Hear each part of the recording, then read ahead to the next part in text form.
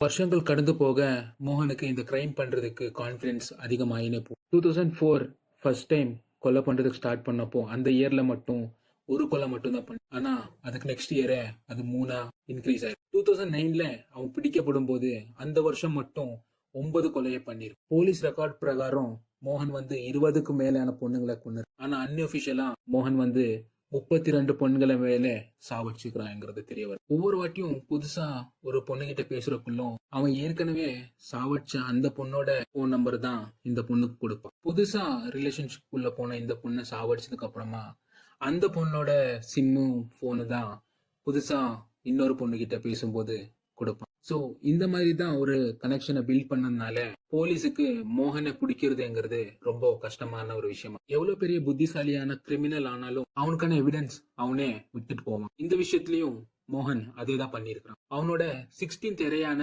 அனிதாவை சாவடிச்சதுக்கு அப்புறமா மோகனுக்கு ரொம்ப கில்ட்டா ஃபீல் ஆயிருக்கு. அன்னைக்கு அவனோட 3வது பொண்டாட்டியான ஸ்ரீதேவியோட வீட்டுல இருக்கும்போது எவ்வளவு படுத்தாலும் தூக்கமே வரல. அதுக்கப்புறமா அதோட மறுநாள் வந்துன்னு அங்க இருந்து கொஞ்சம் தூரம் தள்ளி இருக்கிற ஒரு கோயில் கிட்ட போறான். அங்க வந்து எல்லாருமே ப்ரே பண்ணி போற வரைக்கும் வெயிட் பண்றான்.